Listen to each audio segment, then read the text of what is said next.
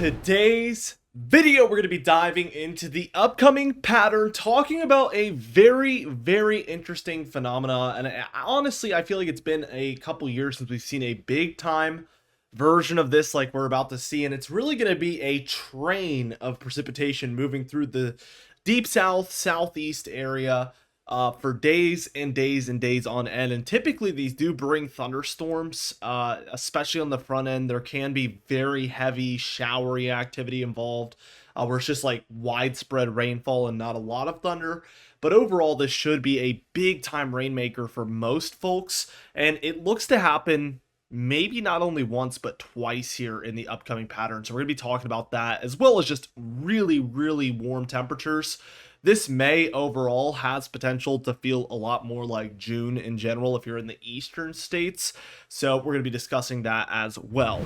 I'm excited to announce that I just released a brand new vlog. Right as you're watching this video, it is available on my Ashton Blue channel. You can check it out on the top right corner of your screen, the pinned comment and description down below. We went to Florida, we went boating, we went to a Disney resort, we went all sorts of places. We went to Disney Springs. It was awesome. And we saw and actually encountered a very intense thunderstorm that hit us while we were boating, and we had to get out of there really quickly. Okay, we might get hit actually. Rachel, what's going on? I don't know.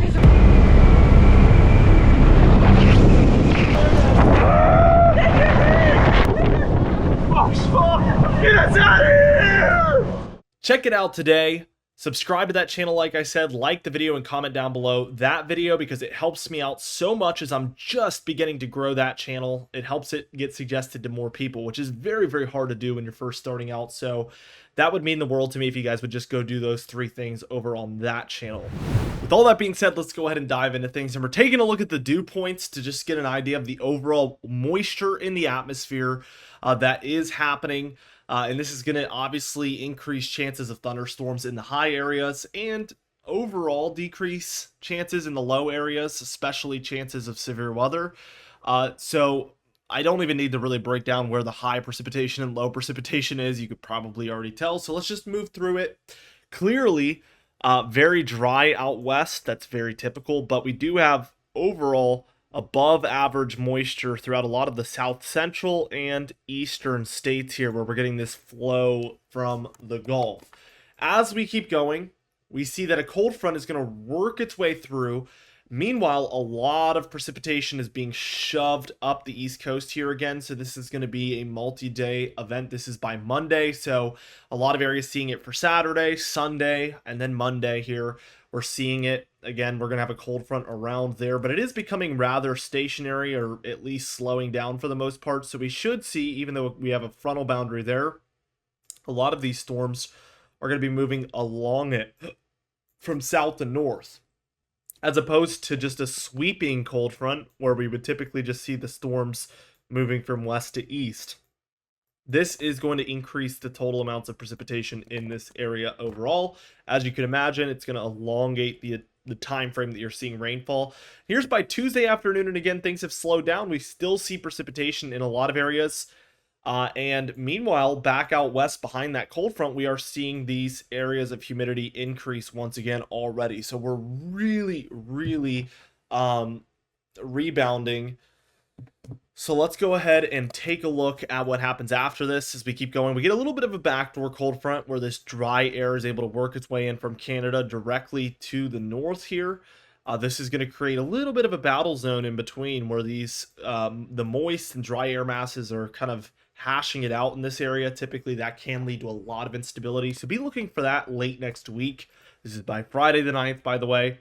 And we see the moisture really rebound here in the central and eastern states, and this is likely to cause, again, big time rain events for the east and central states. So just a train of precipitation moving along this area in the southeast is going to be possible, and it looks to continue all the way through until the midway point and even beyond of the month of May here. So again, tons of moisture, especially for this time of year. Let's take a look at the overall storms though, and we see this big time rainmaker just sitting here. And again, it is going to shift eastward, and it's overall going to settle in on this area after a while. So let's see for the afternoon this afternoon, and we see a low over Kentucky, a very weak low. So what we're experiencing is a low here, cold front area here, so likely the biggest threat for severe weather will be underneath that low, and there is overall showery and warm conditions to the north where there is a warm front. As we move this towards Sunday, we see continued rainfall in the east. Monday, plenty of precipitation still along the east, and even Tuesday, especially as you move up the northeast coast, we're still seeing a lot of that precipitation. So a multi-day big rainmaker event. We do see some thunderstorms flourishing here in Kansas, Oklahoma, Texas, Louisiana there. Really, really interesting. As we keep going towards Wednesday, we do see that continue. It does spread further eastward in the deep south. And then by Thursday, the 8th, again, like we mentioned, this is taking aim at the southeast once again. Thursday, the 8th here, thunderstorms and showers are abundant. Friday, the 9th, especially the further south you go, like the Carolinas southward, we are seeing heavy precipitation. Even by Saturday, same thing. Sunday, same thing. Georgia, South Carolina, Tennessee, Alabama look to be the heart of that. Monday the 12th, we see it move northward again for South Carolina, North Carolina. And then it looks like we're coming to an end, but it looks like a new area of precipitation is really settling in for the deep south. So it doesn't really look to end as we continue to see rainfall in that area for days and days and days on end. Once we reach like the 15th, 16th time frame, we do see a little bit more activity set up for the Central Plains, Midwest, Great Lakes, Ohio Valley area where we could see some thunderstorm activity during that as well.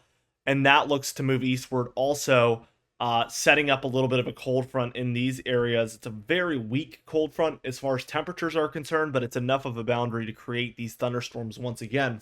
So you can imagine that a lot of these areas are going to see highly above normal precipitation because of this continued and just really persistent storminess that looks to set up on multiple different occasions here. Very, very stormy May in store for folks. And really, the hard thing is that I feel like there's a few folks that could see a very, very dry May as well. So let's take a look at it.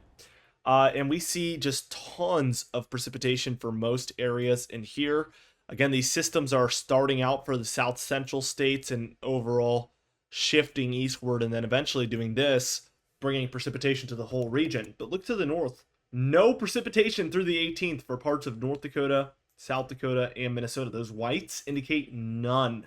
So we are seeing some very dry areas to the north equally. And obviously in this big pocket of above average precipitation, we do have a couple dry pockets like areas in Kansas, Missouri, Illinois, a little bit of central Texas. It's hit or miss. I mean, this is going to be really hard to predict where these areas will set up, but even northeast North Carolina and southeast Virginia, my neck of the woods, seeing half an inch as opposed to areas to my north, south, east, and west, where they're seeing 2, 3, 4 inches of precipitation over the next 2 weeks.